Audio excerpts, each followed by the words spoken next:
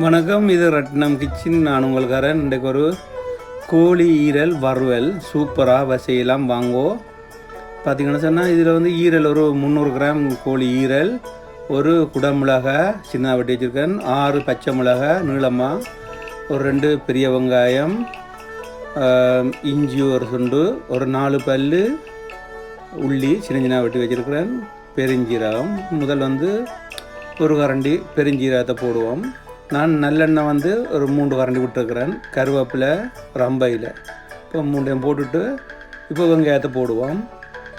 வெங்காயத்தை போட்டுட்டு பாருங்க.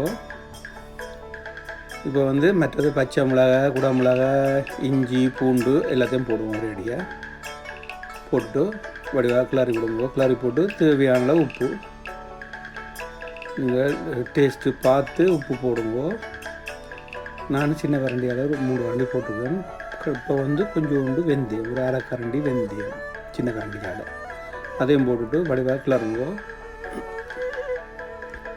ஒரு 1/4 கரண்டி மஞ்சத்தூள் அது லேசாக கிளறி விடுங்க. இந்த மாதிரி கிளறி போட்டு இப்போ வந்து இந்த கோழி ஈரலை போடுவோம். கோழி ஈரலை போட்டுட்டு வடிவாக கிளறி விடுங்க. அடுப்பை நல்லா கூட்டி விடுங்க. அப்போ தான் அந்த வெங்காயம் இந்த எல்லாம் சேர்ந்து இந்த ஈரலோடு சேர்ந்து வேகும். இப்போ ஒரு 5 நிமிஷம் மூடி விடுவோம். பார்த்தீங்கன்னா மூடிய இப்போ ஒரு 5 நிமிஷம் ஆச்சு பாருங்க. இது 3/4 பதம் வெந்துருச்சா. இப்போ வந்து ஒரு வடிவாக கிளறி விடுங்க. இப்போ இந்த குடமிளகாய், அந்த பச்சை மிளகாய் எல்லாம் போட்டது தானே, அப்போ அதோட சாறு அந்த இதில் கோழி ஈரலில் இருக்கிறாங்க.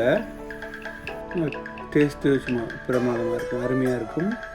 இப்போ நான் சின்ன கரண்டியால் 2 கரண்டி தூள் போடுறேன். உங்களுக்கு உரைப்பு கூட வேணும்னா கொஞ்சம் நீங்கள் கூட போடலாம்.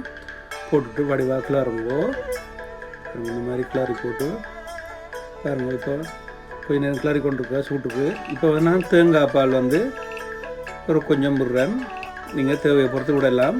போட்டுட்டு இப்போ வந்து நான் எங்களை வீட்டில் வளர்த்த மல்லியில் அதையும் கொஞ்சம் போட்டு இப்போ வடிவாக கிளறி போட்டு அதுக்கு முன்னம் நான் ஒரு பாதி தேசிக்காய் எலுமிச்சம்பழம் அதை விட்டு இப்போ எல்லாத்தையும் சேர்த்து வடிவாக கிளறுவோம். இப்போ அருமையான கோழி ஈரல் வறுவல் ரெடி ஆச்சு. பார்த்திங்கன்னு சொன்னால் அவ்வளவு நல்லா வந்திருக்குது, சூப்பராக இருக்கும்.